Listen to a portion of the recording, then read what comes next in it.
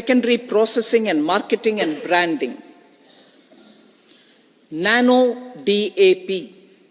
After the successful adoption of nano urea, application of nano DAP on various crops will be expanded in all agroclimatic zones. Atmanirbhar Oil Seeds Abhiyan. Building on the initiative announced in 2022, a strategy will be formulated to achieve Atmanirbharta for oil seeds such as mustard, groundnut, sesame, soya bean, and sunflower.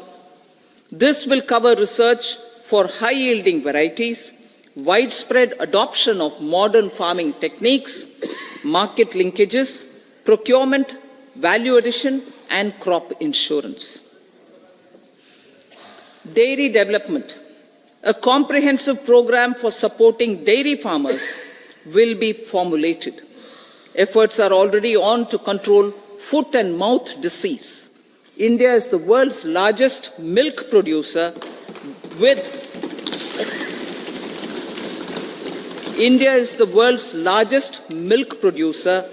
but with low productivity of milch animals. The program will be built on the success of existing schemes such as Rashtriya Gokul Mission, National Livestock Mission, and infrastructure development funds for dairy processing and animal husbandry. Matsya Sampada. It was our government which set up a separate department for fisheries, realizing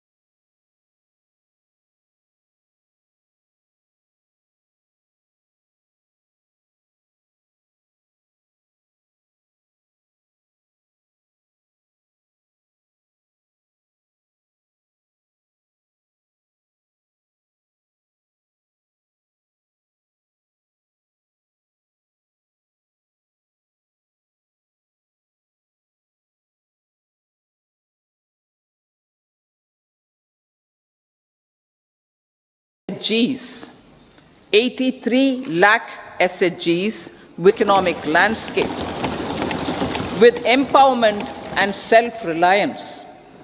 Honorable Speaker said, their success has assisted nearly 1 crore women to become Lakpati Didi already. They are an inspiration to others. Their achievements will be recognized through honoring them. Buoyed by the success, it has been decided to enhance the target for Lakpati Didi from 2 crores to 3 crores.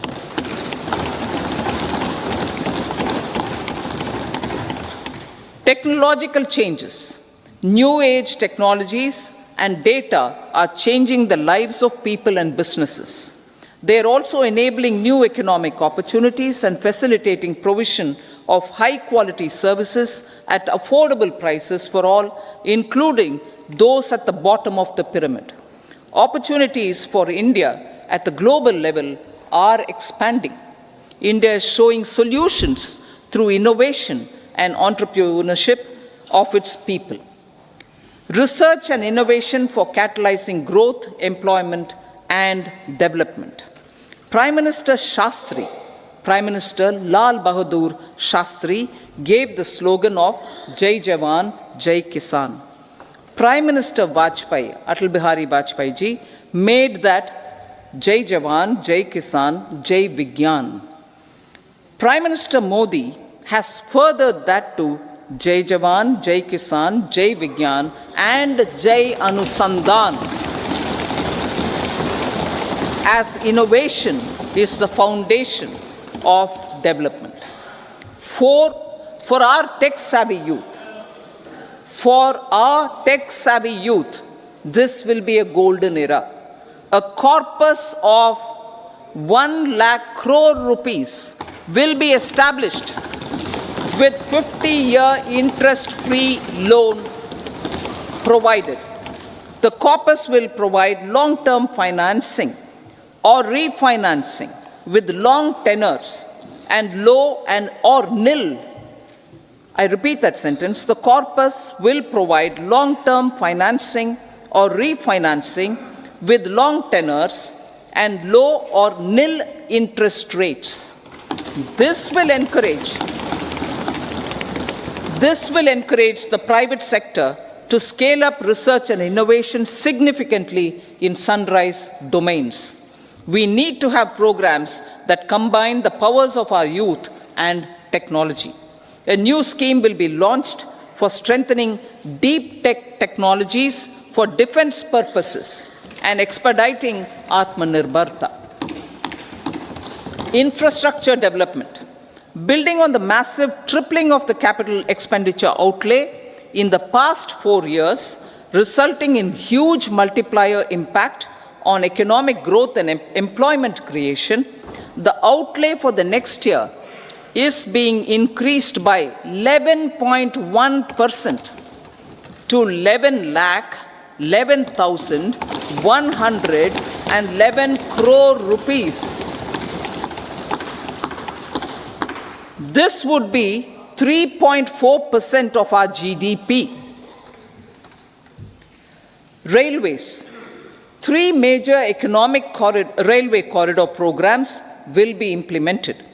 These are energy, mineral and cement corridor. Number 2, port connectivity corridors. And number 3, high traffic density corridors. The projects have been identified under the PM Gati Shakti for enabling multimodal connectivity. They will improve logistics efficiency and reduce cost. The resultant decongestion of the high traffic corridors will also help in improving operations of passenger trains, resulting in safety and higher travel speed for passengers.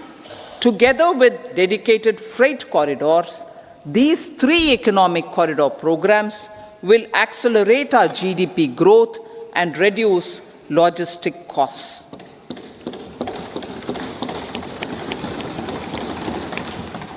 40,000 normal rail bogies will be converted to Vande Bharat standards to enhance safety, convenience, and comfort of passengers. Aviation sector. The aviation sector has been galvanized in the past 10 years. Number of airports have doubled to 149. Rollout of air connectivity to Tier 2 and Tier 3 cities under UDAN scheme has been widespread. 517 new routes are carrying 1.3 crore passengers. Indian carriers have proactively placed orders for over 1,000 new aircrafts. Expansion of existing airports and development of new airports will continue expeditiously. Metro and Namo Bharat. We have a fast expanding middle class and rapid urbanization is taking place. Metro rail and Namo Bharat can be the catalyst for the required urban transformation. Expansion of these systems will be supported in large cities, focusing on transit-oriented development. Green energy. Towards meeting our commitment for net zero by 2070, the following measures will be taken. Viability gap funding will be provided for harnessing offshore wind energy potential for initial capacity of 1 gigawatt. Coal gasification and liquefaction capacity of 100 metric tons will be set up by 2030. This will also help in reducing imports of natural gas, methanol, and ammonia, phased mandatory blending of compressed biogas in compressed natural gas for transport and piped natural gas for domestic purposes will be mandated. Financial assistance will be provided for procurement of biomass aggregation machinery to support collection. Electric vehicle ecosystem. Our government will expand this and strengthen the e-vehicle ecosystem by supporting manufacturing and charging infrastructure. Greater adoption of e-buses for public transport networks will be encouraged through payment security mechanism. Biomanufacturing and biofoundry. For promoting green growth, a new scheme of biomanufacturing and biofoundry will be launched. This will provide environment-friendly alternatives such as biodegradable polymers, bioplastics, biopharmaceuticals, and bioagri-inputs. This scheme will also help in transforming today's consumptive manufacturing paradigm to the one based on regenerative principles. Blue Economy 2.0. For promoting climate resilient activities for Blue Economy 2.0, a scheme for restoration and adaptation measures and coastal aquaculture and mariculture with integrated and multi-sectoral approach will be launched. Comprehensive development of tourist centers. The success of organizing G20 meetings in 60 places presented diversity of India to global audience. Our economic strength has made the country an attractive destination for business and conference tourism. Our middle class also now aspires to travel and explore. Tourism, including spiritual tourism, has tremendous opportunities for local entrepreneurship. States will be encouraged to take up comprehensive development of iconic tourist centers, branding and marketing them at global scale. A framework for rating of the centers based on quality of facilities and services will be established. Long-term interest-free loans will be provided to states for financing such development on matching basis. To address the emerging fervor for domestic tourism, Honorable Speaker, sir, projects for port connectivity, tourism infrastructure, and amenities will be taken up on our islands, including Lakshadweep. This will help in generating employment also. Promoting investments. The FDI inflow during 2014 to 23 was $596 billion, marking a golden era. That is twice the inflow during 2005 to 14. For encouraging sustained foreign investment, we are negotiating bilateral investment treaties with our foreign partners in the spirit of First Develop India. FDI is First Develop India. Reforms in the states for Vikasit Bharat. Many growth and development enabling reforms are needed in the states for realizing the vision of Vikasit Bharat. A provision of 75,000 crore rupees as 50-year interest-free loan is proposed this year to support those milestone-linked reforms by the state governments. Societal changes. The government will form a high-powered committee for an extensive consideration of the challenges arising from fast population growth and demographic changes. The committee will be mandated to make recommendations for addressing these challenges comprehensively in relation to the goal of Vikasit Bharat. Amrit Kal as Kartavya Kal.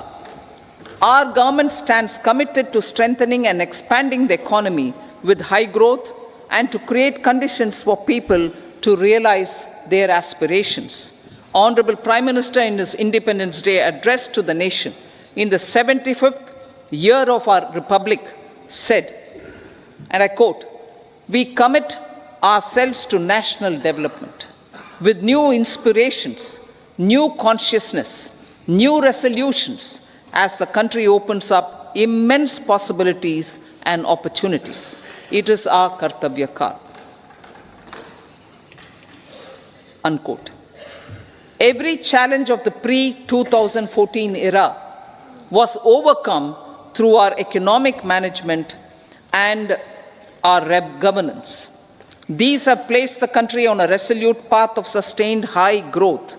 This has been possible through right policies, true intentions, and appropriate decisions.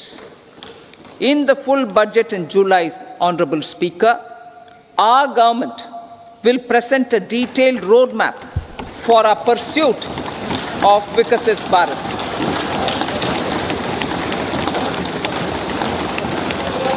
Revised estimates of 2023-24. The revised estimate of the total receipts other than borrowings is 27.56 lakh crores of rupees, of which the tax receipts are 23.24 lakh crore rupees. The revised estimate of total expenditure is 44.90 lakh crore rupees. The revenue receipts at 30.03 lakh crore rupees are expected to be higher than the budget estimate, reflecting strong growth momentum and formalization in the economy. The revised estimate of the fiscal deficit is 5.8% of GDP, improving on the budget estimate, notwithstanding moderation in the nominal growth estimates. Budget estimates for 2024-25. Coming to the year 2024-25, the total receipts other than borrowings and total expenditure are estimated at 30.80 and 47.66 lakh crore rupees respectively. The tax receipts are estimated at 26.02 lakh crore rupees. The scheme of 50-year interest-free loan for capital expenditure to states will be continued this year with an outlay of 1.3 lakh crore rupees. We continue on the path of fiscal consolidation as announced in my budget speech of 2021-22 to reduce fiscal deficit below 4.5% by 25-26. The fiscal deficit in 2024-25 is estimated to be 5.1% of GDP, adhering to that path. So the gross and net market borrowings through dated securities during 24-25